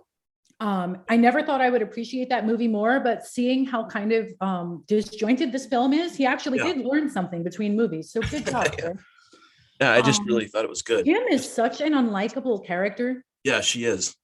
And but it makes you like remotely pleasant towards. Like, I don't know how she has a friend. I don't know how she has a boyfriend. Yeah, I don't know. She's just such a sour pill, sour patch. I kind of feel like maybe that she should have been slightly less obnoxious because when terrible things happen to her, it's basically of her own design and it's hard to feel sorry for her at all. It's like she's basically on the path to hell, like from the very beginning of the movie. She's just not she's not playing by any rules at all. And it's just, she's not very sympathetic. She's not playing by any rules. She goes right off the rails. It is absolutely gut-bustingly hilarious how inappropriate the music cues are to anything that's going on screen in this movie. Yeah. And I also loved, I mean, this is like a little detail that I loved, but now I grew up watching the show, The People's Court on TV. It's the same. And the theme of the song is that, and they put I guess they used, well, they didn't use it from that show. The show got it from this movie, I guess, because it was after. It's a library cue. It's a stock cue. Yeah. Okay. Well, it's Alan 2's The Big One, I think it's called. That's the name of the track. Instrumental, but if you know The People's Court, that's like the main theme of that is like in this movie. I just love that little like thing at the end. And they're having like a climactic chase scene, a little chase scene up and downstairs. Yeah, I just love that. It was just really good. But I just loved like the whole way, like this movie, like you expect it to be like sort of like like Pom Pom Girls or something like that, or like just one of those like more like lighthearted, like just kids like having a good time stuff, like type movie. And it's just like it totally like goes like a different direction. I just love how and instead it goes super grim, like cautionary tale youth scare. Yeah, it is like that. It's just very much like that type. It's like like a late 70s version of one of those stories. Yeah, like honestly, if you swapped out the characters a little bit and put a square up on it, this sort of stuff, has been around forever. From the 50s, it would be like a 50s, one of those 50s movies. But I'm trying to think of like which one it would be like. Like it's like one of those like 50s, like juvenile delinquent type films. But it's like I don't know what I'm trying to think of which one it would be. Gateway is drugs, so really you're probably looking at something like maybe cocaine film. But even like those 50s JD films, like those ones where like the girls will like go off the rails. What about maybe girl gang teenage gang debs or something like that? It's like you know what it's like. It's almost like Kim is like one of those like badass like girls in the girl gang movies, but she's like by herself. There's no other like gangsters around. She's like the only one. I just think it's so funny that that's what it's like. It's just like, hey, you with the wizard van, aren't you the local pimp? Like, yeah, it's like, and it's like she just like decides one day to like start being a prostitute and like just totally like go off the off the deep end with like all that stuff. I just thought it was hilarious. Also, someone correct me if I'm wrong, but this is not in Malibu. Yeah, I don't know where. I'm not sure where it was. If it was like, it's not Malibu, but it's like. It does not look like Malibu to me. So that's another little thing. So if it's not Malibu, that's even funnier because it's not even in that place. So in that town, which is even funnier.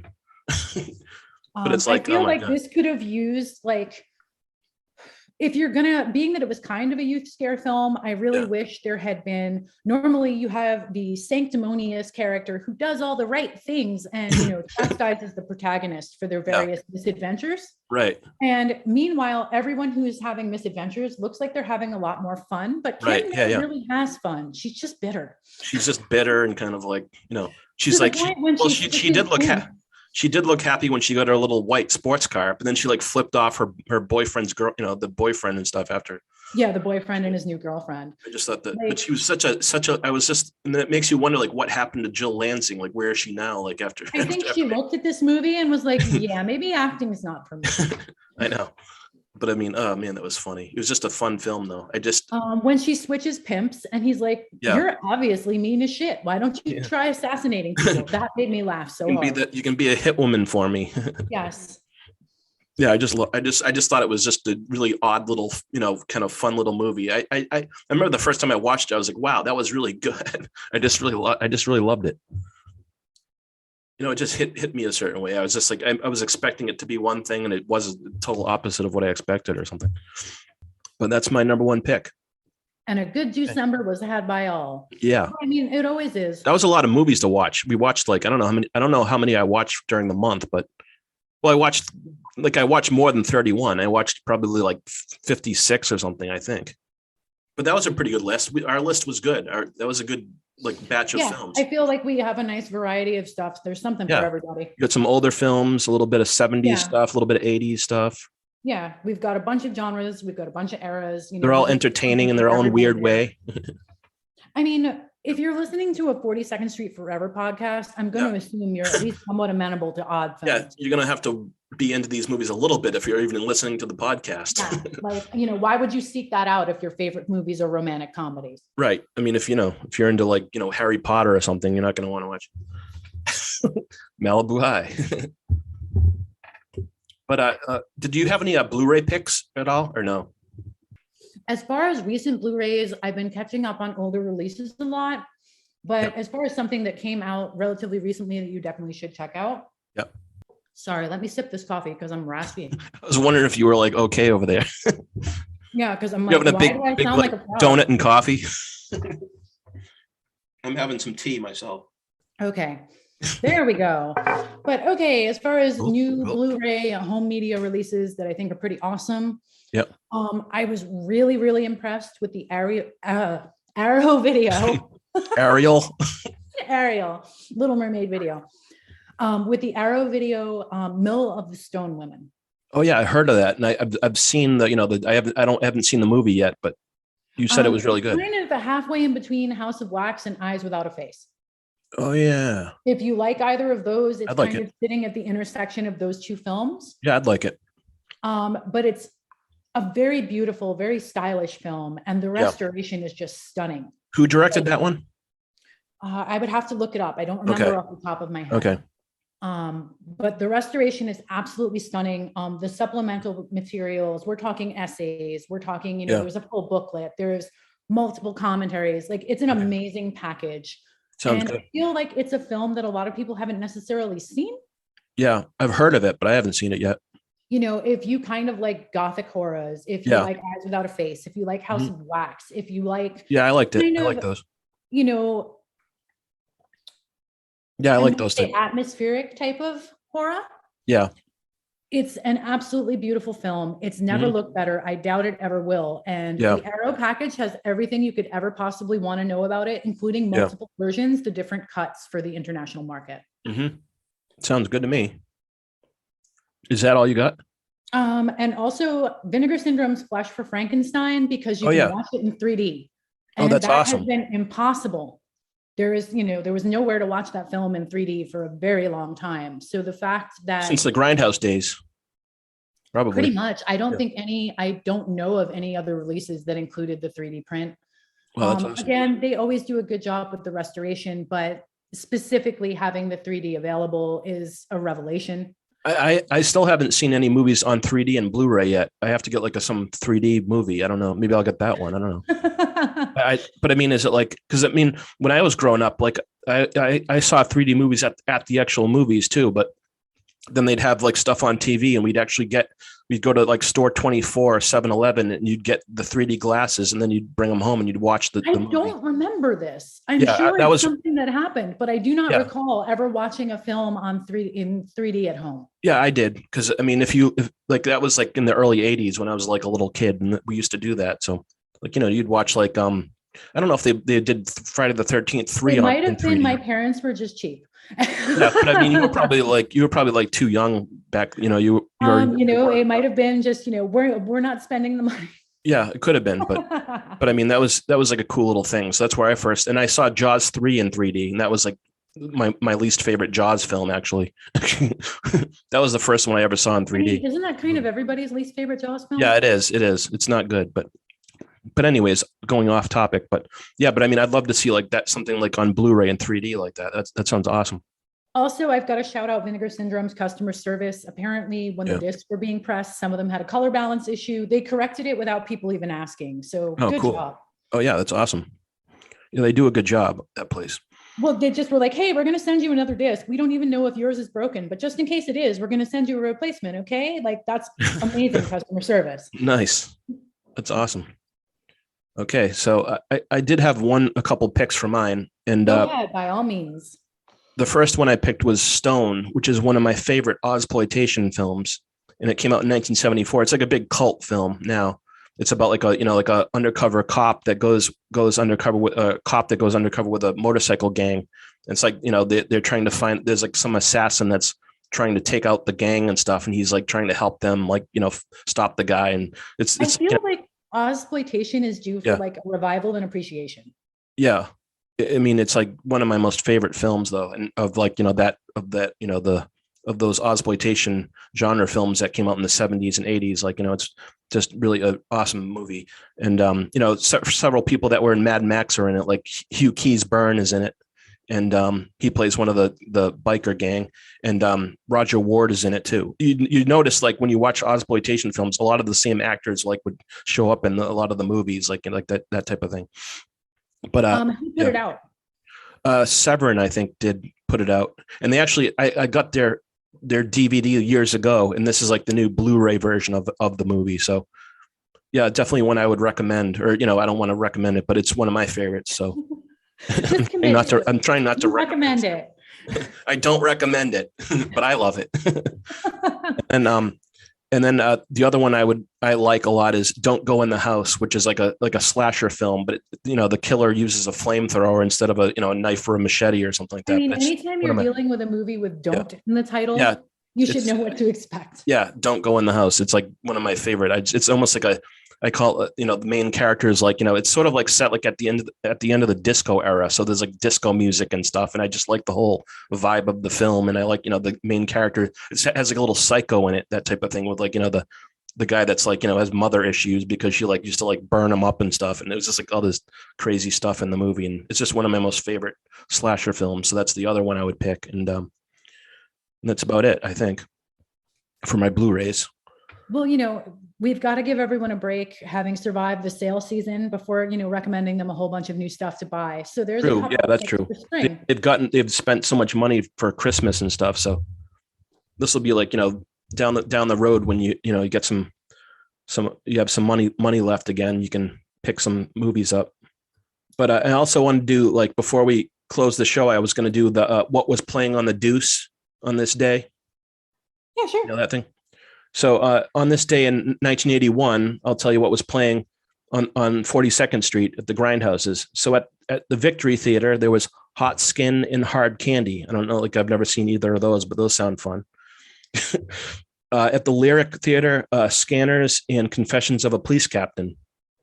At Times Square, Challenge of the Dragon and Snakefist versus the Dragon. At the Selwyn, Death Rage and Kidnap Syndicate. Those are 2 Polizio movies. Italian crime movies. My ticket money goes to the Lyric out of the option. Yeah. Scanners and Confessions of a Police Captain. Yeah. And then New Amsterdam, Hangar 18 and Devil Times 5. That's a weird double feature. That is a really odd. I love Devil Times 5. I haven't seen Hangar 18.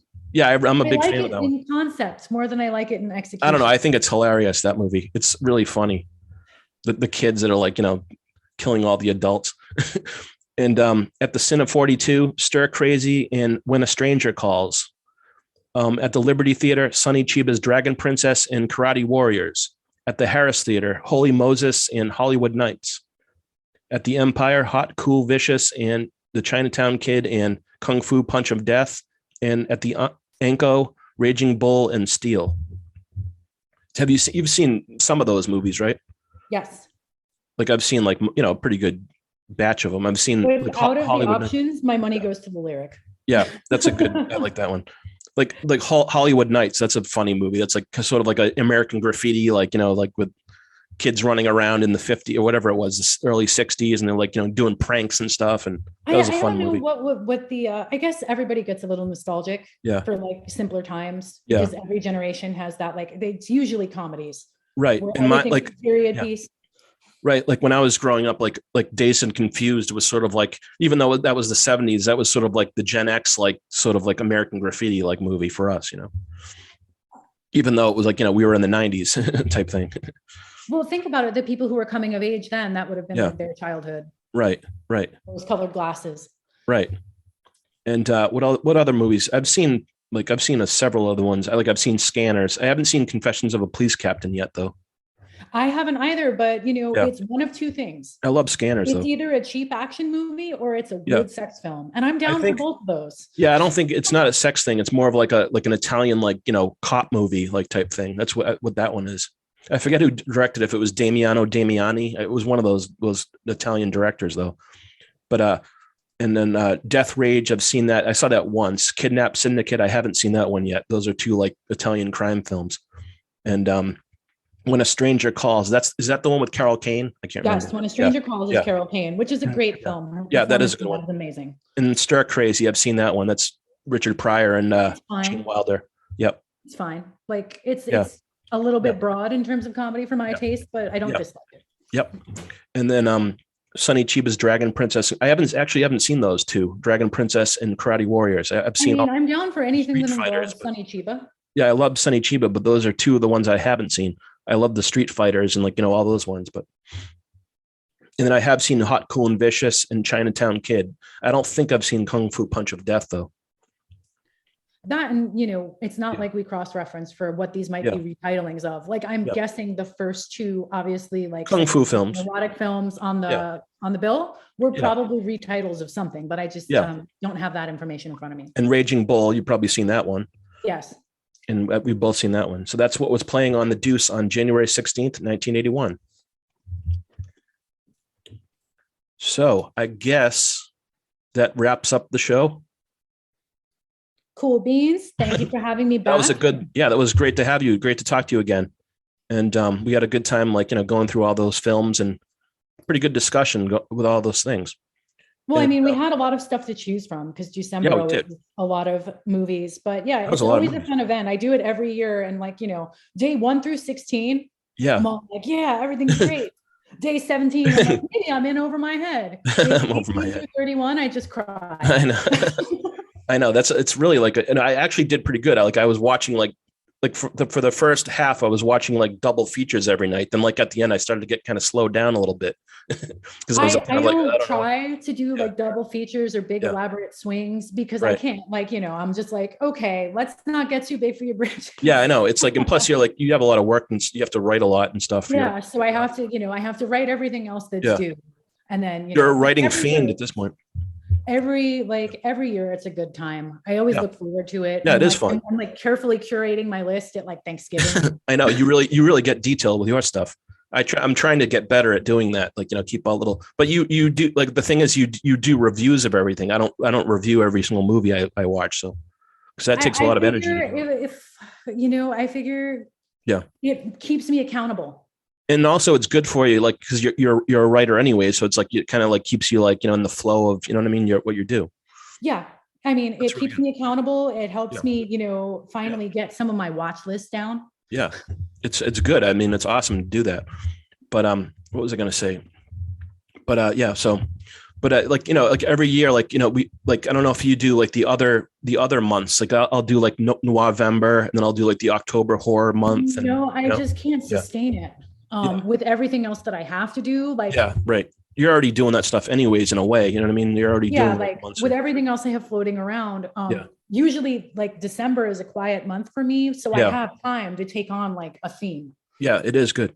I just wish there was more like I've seen so many movies now. I just wish there was like, but I mean, I suppose like, what happens is like I've watched so many, I've been went into these movies for like years and years. So it's like, you've kind of seen a lot of stuff, but there, I'm saying that, but then I've already discovered like some new films that I haven't seen yet. So it's like, I guess it happens every year. Somebody recommends, like I have bookmarks. Yeah. It's like, I guess it happens every year with that. So yeah. I have bookmarks from everybody who participated of things that looked interesting that I hadn't seen. And I mean, there's always more to see. Yeah. But I'm just glad that you liked the ones that I picked. Most of the ones I picked, you were like, oh, I like that one. Because you're kind of picky. Hey, I was like, yes, Siege, hell yeah. I enjoyed Gordon's War a lot. Yeah. Malibu High was a mess, but I was entertained by the messiness of it. Yeah, I mean, it was like, one of those all over the place type movies. Yes, and I mean, you're watching an exploitation film. Some of them are going to be all over the place. Especially those, Crown International. I mean, anything with Robert Forster, we're down. That, and like I said, the score for Walking the Edge fucking slapped. Yeah, that was awesome. Yeah, it was like I can't remember. I don't know who did the music for it, but I mean, I don't know. It was not anyone that I like recognized the name of. But if cocaine was a musical genre, cocaine. Yeah, I know. I mean, that's like back then at that time period. It's like they always had that type of like crazy score. But so that was a good show. So okay, so we'll close out. I'll say thanks to everybody for listening. This is Pete Roberts, 42nd Street Forever. We'll see you in the new year. Thanks, Gigi. We'll talk to you soon. Take care.